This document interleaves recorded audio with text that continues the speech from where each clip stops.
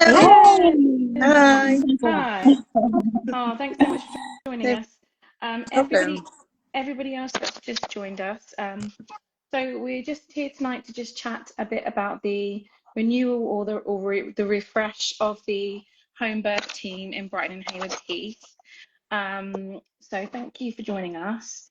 So I'm Laura and I'm Strategic Chair for UH Sussex Maternity Voices, and I'm also co-chair for Brighton and Hove. Jordan. Hello, and I'm the MNVP chair for Worthing and Princess Royal Hospitals. Amy? Oh, hi. I'm Amy. I'm currently one of the community team leads, and I lead on the continuity of care teams, which at the moment includes the home birth team, the new home birth team. And Rosa, do you want to introduce yourself? Yeah.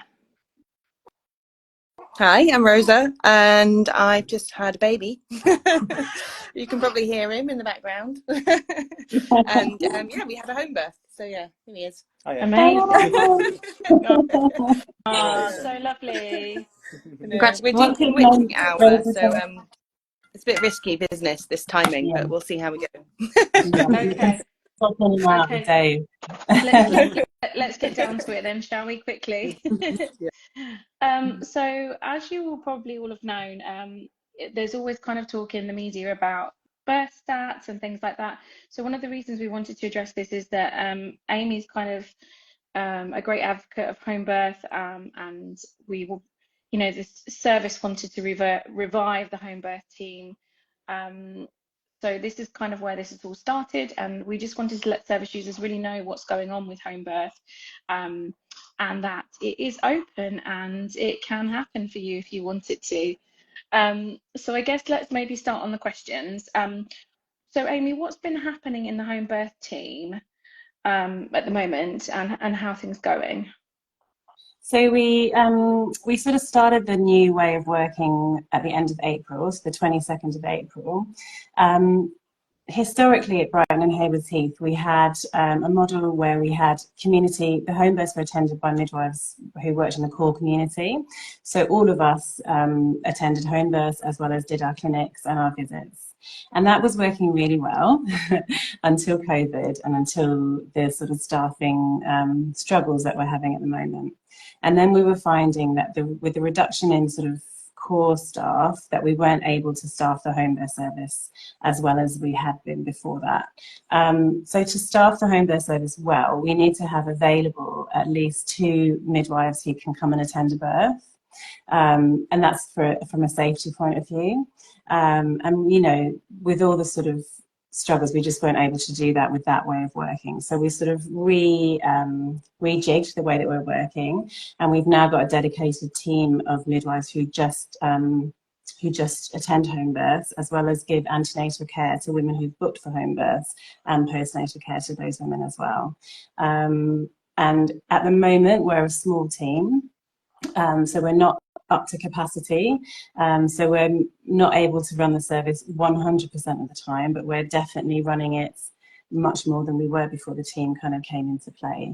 So before April, we were suspending the service regularly because of staffing, and I think we were suspending the service at times at 50% of the time, Well, and that's since a lot.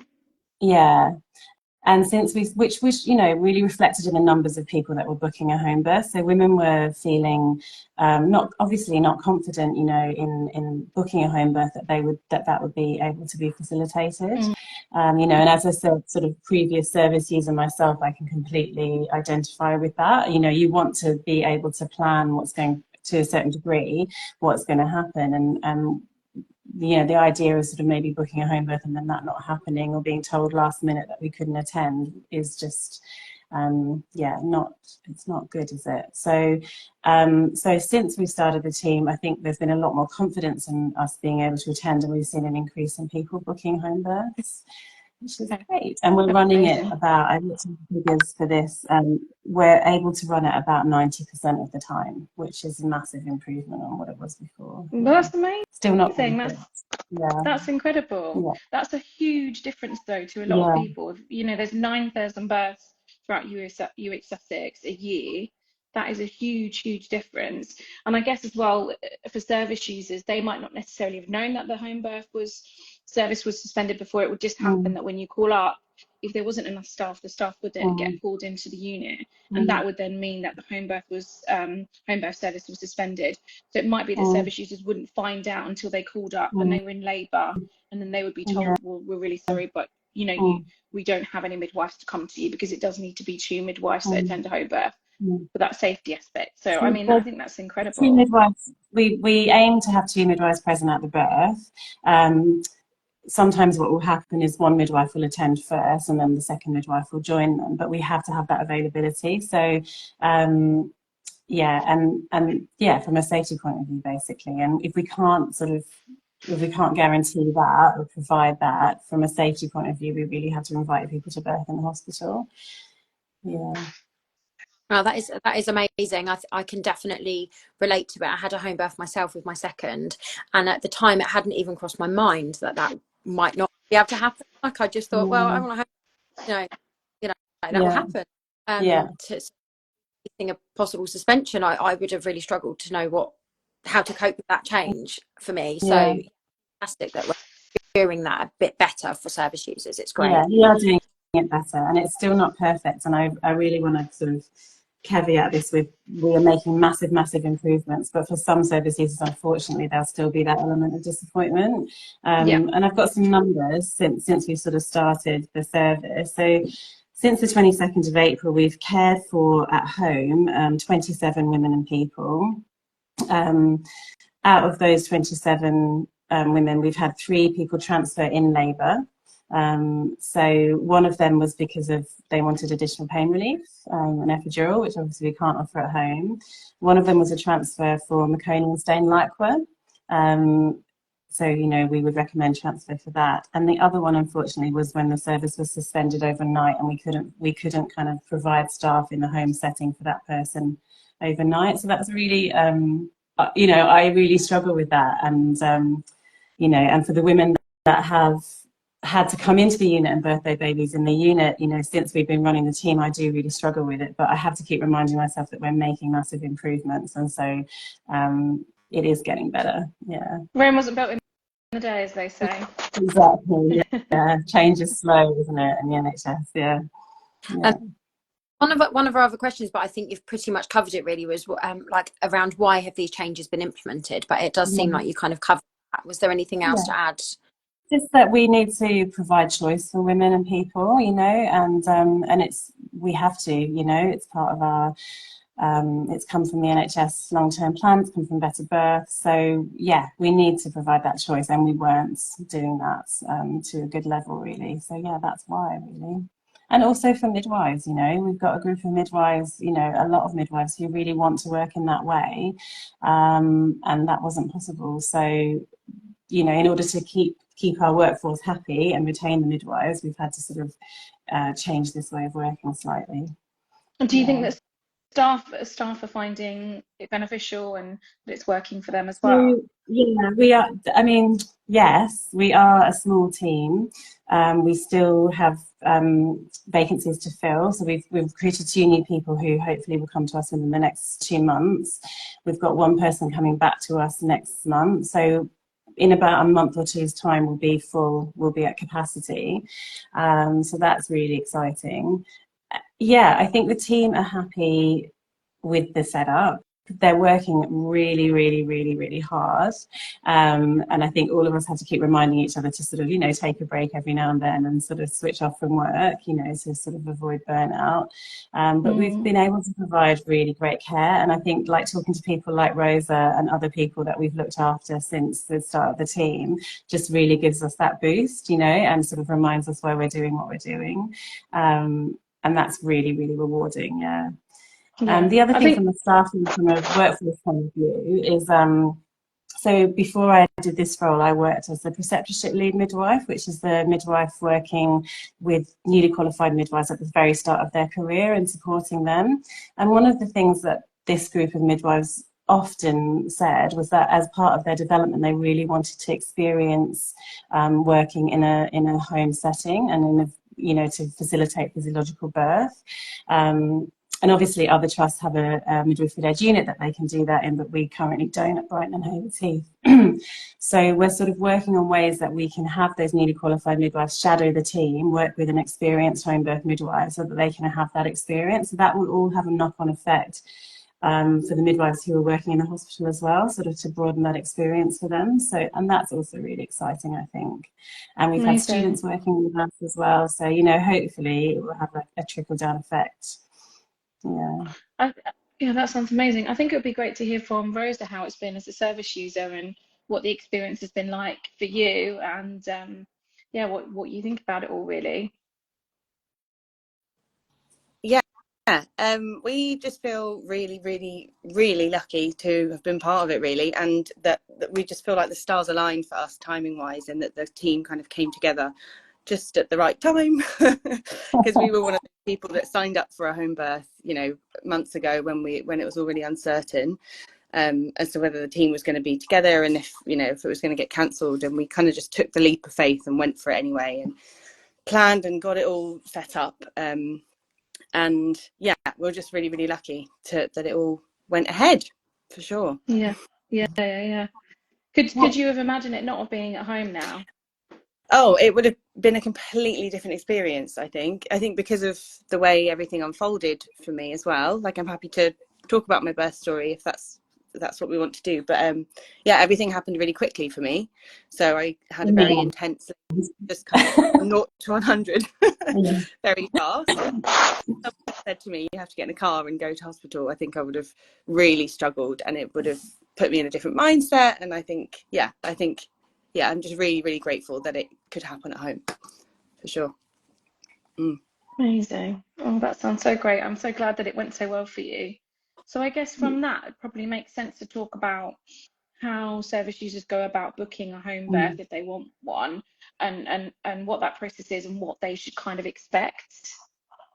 Yeah. So you are seeing your community midwife. So currently the team are taking referrals from 34 weeks. I think, was that for you, Rosa? Was that about the time when you got referred into the team? I can't remember. Yeah. 34 to 36 weeks? 36 weeks. Yeah, from your one, yeah. And I remember calling you actually, because you were one of the very first people I called to say, you know, we've got this new team and would you like to have your antenatal care with us, and sort of explaining to you on the phone, you know, how we were going to work. So you when you book your pregnancy, obviously you get allocated a community midwife. All of our community midwives in Brighton and Haywards Heath are so supportive of the home birth service. So, you know, if you're keen, they know all the same things that we do in terms of being able to inform you about it. Because actually, until recently, they were all the same people that were attending home births as well. So we're all on the same page. And once you decided with your community midwife that you'd like to book a home birth, you obviously mention it to them and they'll refer you to us. And at the moment, we don't have the capacity, like I said, the team's not full yet, to take people earlier than 34 weeks, because what we have to do is we have to come and see you at home to do your antenatal care, which is really lovely, I think. How did you find that, Rosa, at the end of your pregnancy, to be seen at home? Yeah, it made all the difference, actually. It made all the difference. And even, you know, I ended up going to 42 weeks, and having all of those kind of additional monitoring checks, all of that done at home, was such a different experience to going into a hospital or having to go to an appointment. We did a couple of times have to go in just for various reasons. But yeah, that was a whole different headspace for us, rather than having the team come round. And again, it's people that you know as well. Like, we had our amazing midwife Sharon, who we got to know really well, and it just made all the difference that, you know, it was her again and again coming back. And yeah. So you have that continuity later in your pregnancy. Yeah. And I think that's really important, because I mean, I personally went to 42 weeks with all of my pregnancies. And even though I knew that was my gestation, that, you know, by the third time I knew that was how long I was going to be pregnant for, it's still a very vulnerable place to be. And I think it's still, you know, you're just so heavy and you're tired and you're worried and you're waiting for this big thing, aren't you? And but you can't control when it's going to happen. It's a really weird place to be in your head. And so having that continuity at that point, someone in your own environment, I think can be really, really helpful for your decision making. You know, and together, I think it's then possible to make a decision, you know, are we going to go to hospital and have further monitoring that we can only offer in a hospital environment? And some people, you know, that is important for them to do that. And so that midwife has a little bit of extra time, I guess, to discuss all those different options with you at home, and to talk you through what's going to happen when you go to maternity assessment unit, you know, and it just feels, I think, more comfortable. So yeah, sorry, I'm digressing. So we take from about 34 weeks at the moment. Our aim is to get to take women from 28 weeks, but we're not quite there yet. And so we'll do your antenatal care at home, hopefully facilitate your birth. It might not be your named midwife. I think Rosa was really lucky because Sharon happened to be on shift the night that she went into labour, which was great. But it will be one of the team. And actually, you might have met the team or various members of the team before your birth, even if they're not the main named midwife. And then we take over your care again postnatally, and you have that continuity then postnatally as well, which is also really important. So yeah, that's how it works. It's basically a decision made in conjunction with your community midwife. Yeah, when you chat to them. I was just going to say that even though those births don't get referred over until 34 weeks, people can start thinking about their place of birth and birth options from their booking appointment with their midwife, can't they? Is that Absolutely. So? You know, if people are interested in home birth, or they're interested in exploring their options, what would you suggest that is the best thing to do? Yeah, definitely discuss it with your community midwife, you know, and some community midwives you'll find will mention it at booking or 16 weeks, you know. There's lots of research out there that women who don't have risk factors have the same or better outcomes at home than they do in a hospital setting. So it's really, you know, and the numbers that we've seen since the team started really reflect that international research. So, you know, a higher rate of normal vaginal deliveries versus instrumental and cesarean section deliveries, and that's regardless of the place of birth. So it's, and you know, if you're planning a home birth, whether you birth at home or birth in a hospital, your outcomes are going to be better. It's a sort of widely researched phenomenon. It's amazing, really. And you know, no one's sort of gone to the bottom of the causes of that. There's not a paper that sort of says what the causes are, but I wonder whether it's something to do with just your preparation as a person. That's just me sort of guessing. Preparation and the knowledge that you have when you decide to sort of choose to birth in a different setting, you know, you kind of, yeah. Is more there prepared, any kind of any reliable sources for that information that we're talking about there? If people are thinking, oh, I don't know anything about home birth and I'm not really sure if it's an option for me, like where would people be looking So online? I would always go to NICE. They have, you know, really well resourced and balanced views, and also the Royal College of Obstetricians and Gynecologists, you know, have that in their sort of they have a position paper on home births as well. So those are the two main ones, NHS resources. But I can actually post some research articles if you want to get a bit more in depth about it. There's a couple.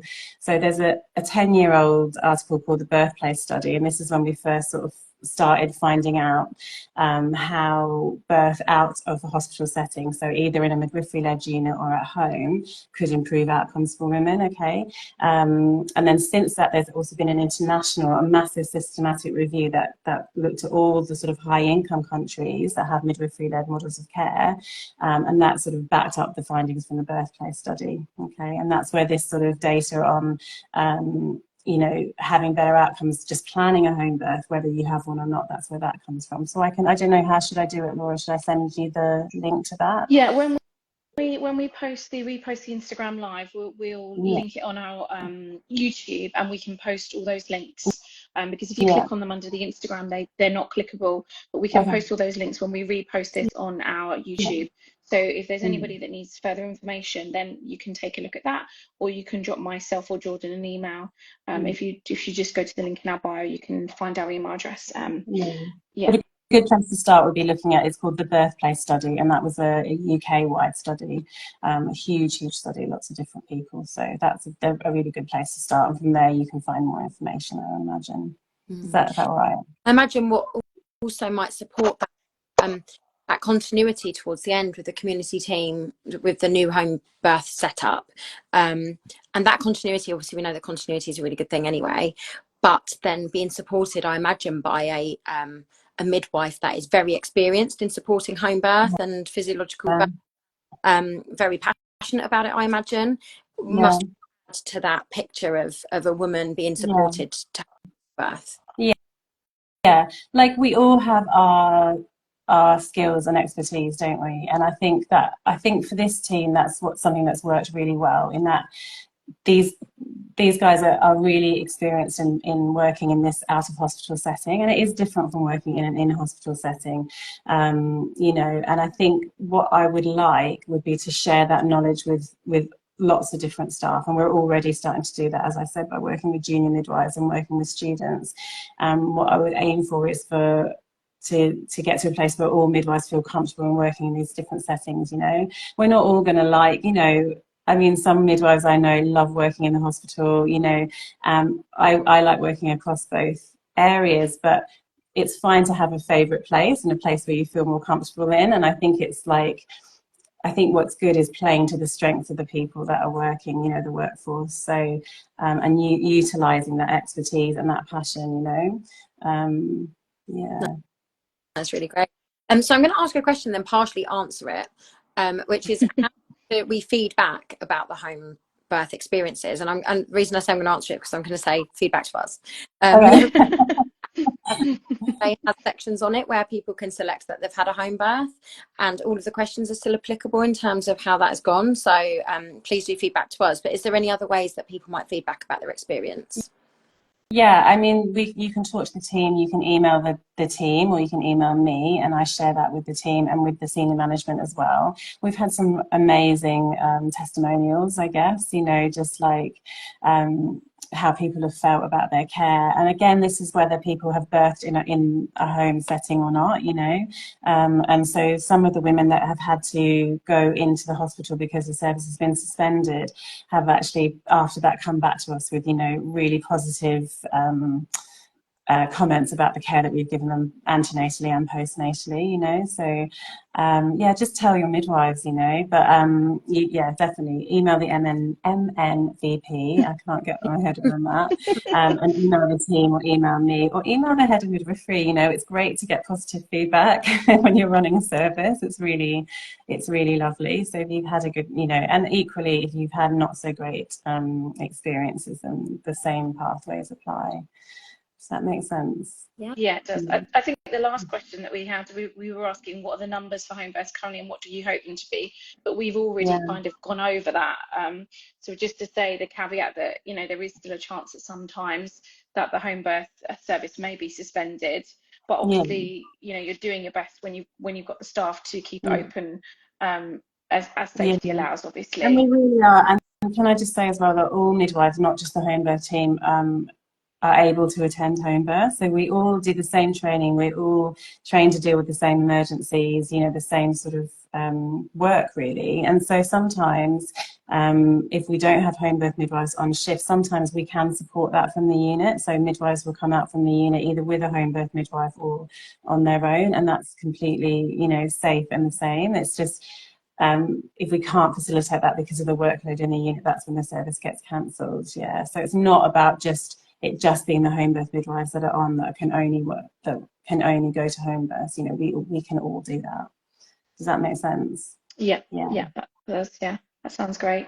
Oh, it sounds amazing, and like it's really lovely to hear all the hard work that's gone on behind the scenes, and also that it's worked really well for you, Rosa, and congratulations as well. Thank you. Jordan, did you have any more questions? Should we just check and see if anybody's got any questions before we wrap things up? Yeah, I haven't got any. I haven't seen any come up on the chat. I don't know. Just give it one more minute. If you've got any questions, please pop them in the chat about home birth or how you might access home birth. I just wanted to ask Rosa if you could share what was your decision about booking a home birth in the first place, if you don't mind, and for you and Dave together, because sometimes we find that partners aren't so keen and need a bit of convincing, but I don't know, maybe that wasn't your experience, and it'd be cool to hear, you know, what led you to make that decision, I suppose. Yeah, for Sure. Well, I think we both fell straight away into the camp of initially we just thought, no way would we have a home birth, if we're completely honest. Like, we assumed that, like many do, it might be risky, dangerous. I don't know. It's just not. I just assumed when you get pregnant, you go into hospital and you have your baby surrounded by doctors. And I think Dave was the same, weren't you? Yeah, initially, yeah. Does he need feeding? Yeah, maybe. Okay. Keeping it real. So we thought that's what we would do. We thought we'd head into hospital and have our babies in that way. Yeah. And then we started to research. When I actually became pregnant, we started to research how we might do this, and kind of quite quickly learned that home birth was indeed safe, and that it was an option for a first time mum as well. I'm just gonna put this camera up a little bit. Yeah, and that was an option for both of us, and yeah, I think I kind of at first I started going down this rabbit hole of looking at the research and looking at the data on home birth, and then I did that all silently, if I'm honest, wasn't it? And then I came to you. Surprise! Guess what? Yeah. I didn't want to birth a baby at home. Yeah. And you were amazing. Like, straight away, you just said, if that's what you want to do, then that's what we'll do, if that's where you feel safe.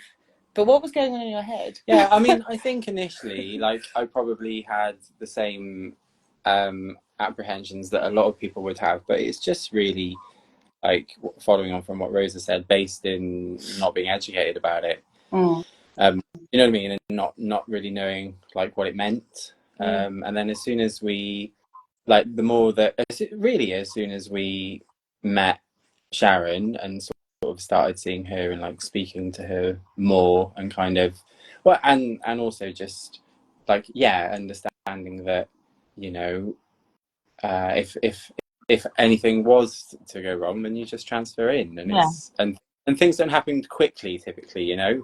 There are signs of risky And situations. actually, you guys, you did transfer in, didn't you, after the baby was born? So, and I think that's really good for people to know, that it's not this absolute, you know, to achieve a home birth, you have to sort of have all your care, have the baby, stay at home. You know, there's a whole spectrum, you know, and we've cared for people who've had care in labour and they've transferred in for different reasons. And for you guys postnatally, we work really closely with the hospital. We are the same team, you know. It's not us and them. We have to work together to be safe, and so the labour ward coordinator will be aware of what's happening in the home setting, you know, in the same way that she is aware of what's happening in all of her rooms on labour ward, because we know that there you know, there is reasons why we might have to transfer and to access hospital care and obstetric care. So we have those lines of communication open all the time. Everyone's in the loop all the time about what's going on, and I just think that's really positive, that someone who's transferred can have that really positive experience still of their birth, you know. I think it's really powerful. It's really lovely. I think it's so such much a nice reason to do an Instagram live, isn't it? Okay, I don't think there's any more questions from anybody, so thank you so much for joining us, and if you have any questions, please do speak to your community midwife in terms of home birth, and discuss your options with them, and feel free to email myself or Jordan, and we can also pass on any questions to Amy if needed. Thank you so much. Thanks for joining us, Rosa. Thanks, Amy. See you guys. Thanks very much. Bye.